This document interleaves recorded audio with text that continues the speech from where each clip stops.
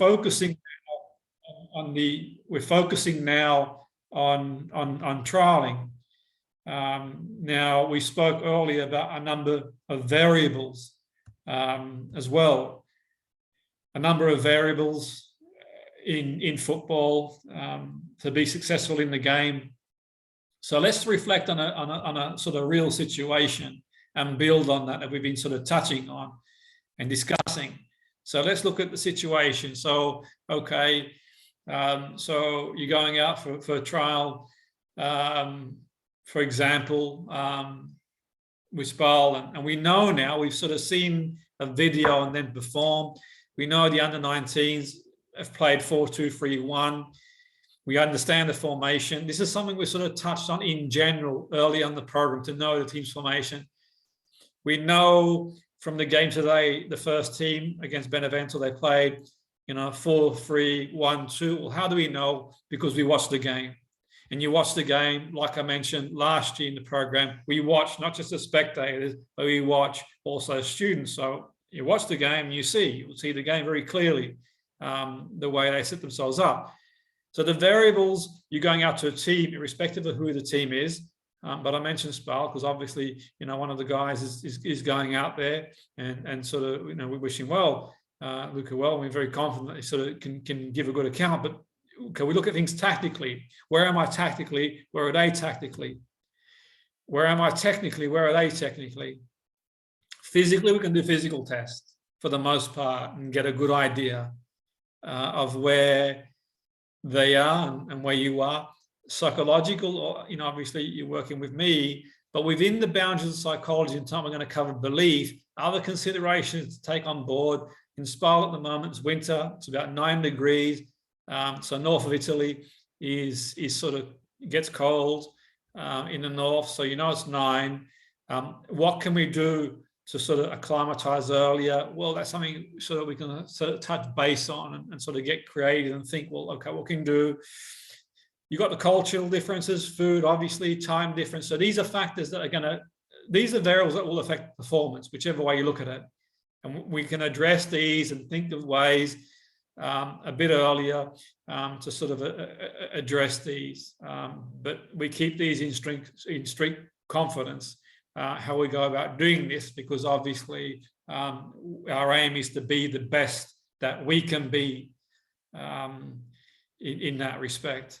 So these are things that, will bounce ideas. And the great thing is that Tony, having been there recently, makes a huge deal, because he sort of knows and can give you an idea what to expect. But the idea when you do a rehearsal and you rehearse playing, and this goes for any team, but I'm sort of focusing on this team for now. So you sort of begin, and then what you do from a belief point of view, you think, okay, if I'm going on trial, we can look at it as an event, a situation. What are my thoughts around there? What are my thoughts? And these sort of give us an idea what our beliefs are. And I mentioned last week, our beliefs is a big variable because that has an impact on how we feel emotionally. That impacts our behavior. That impacts us physically. And this is sort of like a cycle. So the idea is really, this is not the only technique you can do, but there's many other techniques we'll cover and things that we'll cover on the journey. Before we begin anything else, you can write down your positive beliefs that you have at the moment about your ability, because there's a lot of positives. So we looked at that game, that sort of 7-8 minute highlights, and you guys, are really respectful and you don't underestimate the opposition. You talk about their positives, but I want you to focus on your positives. Because remember, that was a show, like a show or highlights, and think about your own highlights. You might have pace, you might have technical ability, you might be intelligent, all these things, and you can sort of start focusing on your strengths. And then we can sort of address any barriers or beliefs, and they may not even be yours. Maybe you've picked them up of somebody else who said something, a coach or someone or whatever. And could be around developing a skill or winning a game or making it for a team. And the idea is not to challenge the belief of the why question or why not. And I'll give a reason how come we don't do that from that point of view, from this context? So, for example, I can't beat that opponent. I can't play at that level. I must be confident. I shouldn't get nervous. So we say why. What happens? We end up eliciting a list of responses that justify or reinforce the belief rather than shifting it. We want to move it. So there is a time to ask why, but when we sort of breaking these sort of barriers down, we ask the what question to focus the brain in another direction. And this helps you, by the way, by doing this, it helps you to look for practical solutions within your control. And I'll give you an example. So if there's any sort of release and the questions that shift that focus of to your control is you ask yourself, what would have to be different? Now, the answers might not come along straight away. You've got time to work on this, and we'll touch base on this shortly as well and send you the work to do throughout the week. But you think and you ask yourself the question, what would I have to do different to play at that level?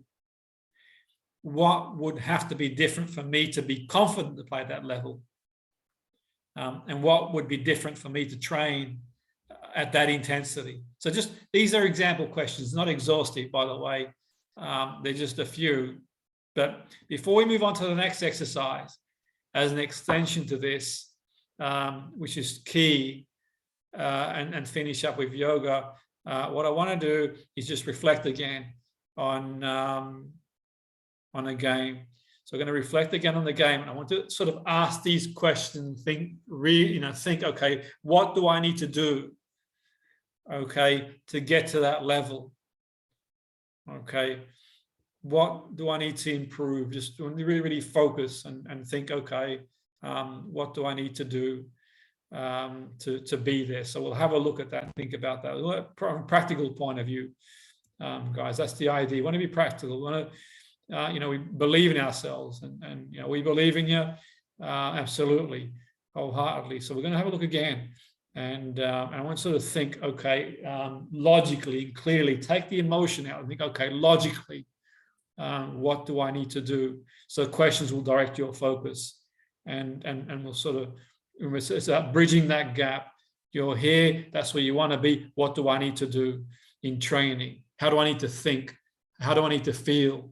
Logically, what steps do I need to take? What's the sort of idea? How can I go beyond where they are, as we've proven we can do? We've proven that we can.